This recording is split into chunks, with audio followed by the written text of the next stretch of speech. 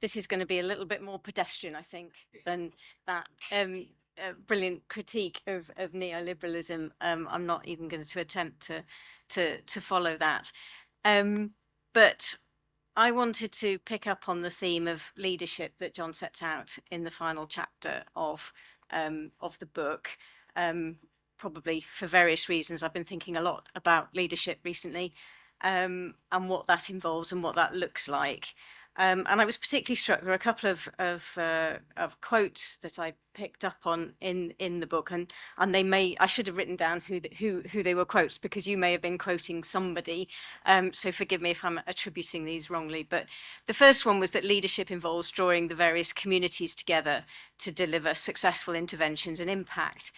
And it was particularly that collaborative and cooperative model of leadership, where it's more about asking the right questions than having all the answers, that really interested me and made me then think about, particularly about what CIFA's role is in supporting the sector to develop and implement solutions to the wicked problems. I'm thinking about how our new 3-year plan supports us to do that. And I'm not going to apologise for dwelling slightly on the CIFA 3-year plan at the moment. It's a CIFA conference, and I think I'm allowed. So the plan is an internal working document, and it was adopted by our board of directors in September last year. And it sets out the direction of travel over the next 3 years, with a very explicit aim of putting the members of the Institute front and centre in everything that we do. And of course, members have always been at the heart of what CIFA is, but the role of members in setting the strategic direction of the Institute, in developing professional standards for competence and practice, and in measuring achievement of those standards hasn't always been communicated effectively. So it's been hidden somewhat in some ways, that huge contribution of our volunteers. And the plan also recognises the need to actively build and nurture and sustain a professional community that people want to belong to, because it reflects their needs and the needs of society, and as a result has value to them.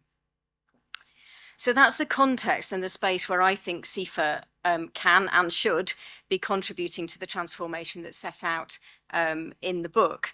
We can provide the space and the framework to bring archaeologists together to put their superpowers to good use. And obviously, we're not the only organisation that can do that. There are plenty of other spaces where archaeologists can and are coming together to talk about this stuff. But the role of the Institute in codifying and publishing shared values and ethical principles and professional standards, and publishing practice and guidance to support them, is our USP. In the UK, there isn't anybody else doing that, and arguably elsewhere as well, for archaeology specifically.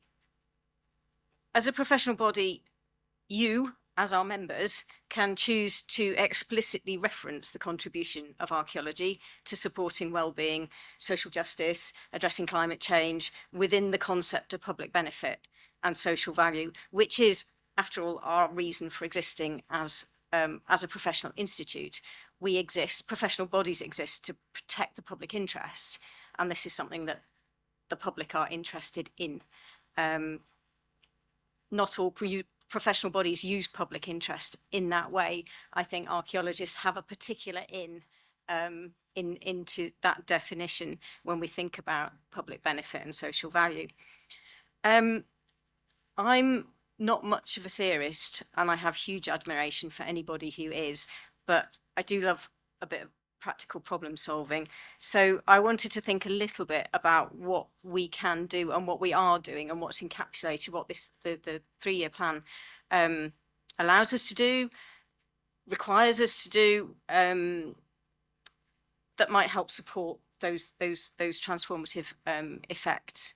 So starting right at the very top, we're currently undergoing a major governance review at the moment that starts with our charter and bylaw, and the charter sets out the objects of the Institute, and there's an opportunity to put that wider concept of public benefit very explicitly at the heart of what it means to be a member, a professional archaeologist practicing within that sort of CIFA family. we can capture the role of archaeologists in delivering public benefit and articulating that in terms of our contribution to addressing wicked problems in our ethical principles, so within our code of conduct. We can bring together members and archaeologists who aren't currently our members. We need you too. If you're out there in the audience, come and join us. We can bring together members through a thought leadership program, and that's something that my colleague Rob Lennox is working on at the moment. We can use our advisory council and our special interest groups to bring together members with particular interests and expertise. There's a really good example of that in the climate change working group that formed and has sustained with some very active members leading thought and action in that area. Similarly with our EDI committee. And these are small wins, but they're member-driven small wins. They happen when groups of members come together and want to do something. And I think that's part of my sort of exhortation at the moment is don't wait for somebody to ask you, come and say we want to do this and we will facilitate it, but it needs to be driven by you as our members. We can also ensure through the learning and skills and training programs that we operate and we are expanding and we're developing, that archaeologists have the skills that they need to communicate and advocate for their superpowers and to become the policy entrepreneurs and to lead in that direction as well.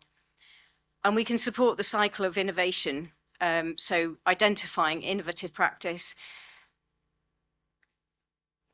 disseminating that, promoting those case studies, enabling that to become standard practice through the standards and the guidance documents that we produce, and creating the cycle again of innovation, but also recognizing that publicizing good practice case studies by itself isn't enough.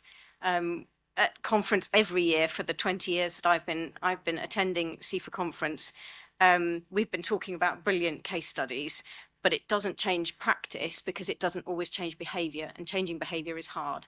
And we need to think about how we do that.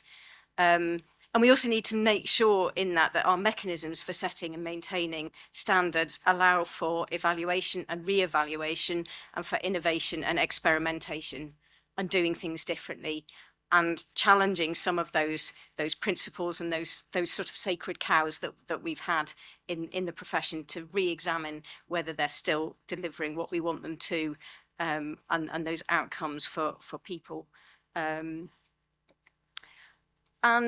we can make sure that our advocacy work, having said what I just did about case studies, with politicians and with decision makers draws on a suite of case studies, very much like the small wins that you outline in the book, John, which really illustrate the positive impacts on people and places from archaeology and reinforce the message that archaeology isn't a nice to have optional extra, but is actively supporting and delivering government missions, delivering UN Sustainability Development Goals, or wider social value outcomes. And finally, we can work collaboratively across the discipline and beyond in that transdisciplinary way through our links with other professional bodies to support and promote that idea of collective impact. So pulling together and amplifying the small wins to create something that is then greater than the sum of its parts, and using our voice to communicate that to the clients and their funders particularly, and the political decision makers. I think the biggest challenge for us in doing that lies in fostering collaboration in a sector that's often fragmented and competitive.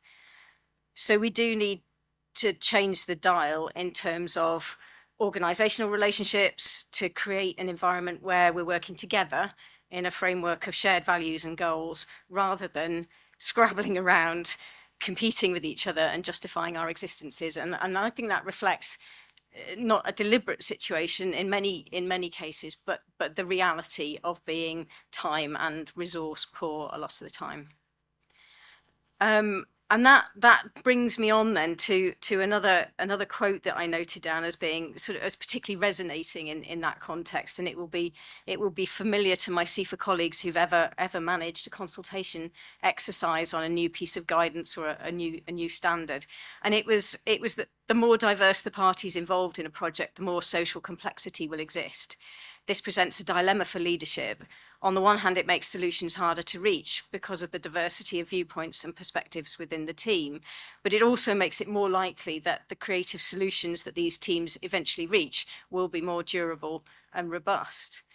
And I think that diversity of views, as we have seen, the diversity of views, the complexity of the issues, the potential for different solutions that create problems in themselves, coupled with that increasing pressure of time, all characterize the wicked problems, and particularly the super wicked problems. So I just wanted to finish with the thought, or probably rather the reminder, that even when we're just thinking about the sort of coming right down in scale to thinking about CIFA's role in all of this, there aren't, and there won't be, binary decisions that we can make that fix the problem, or we're not in a position to choose whether we fix the problem or we don't fix the problem, because it's far more complex than that.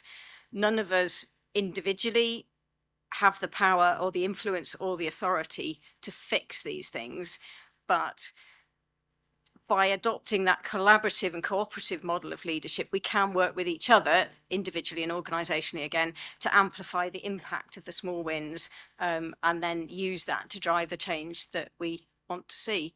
And that is it for me, and I will hand back to Andrew.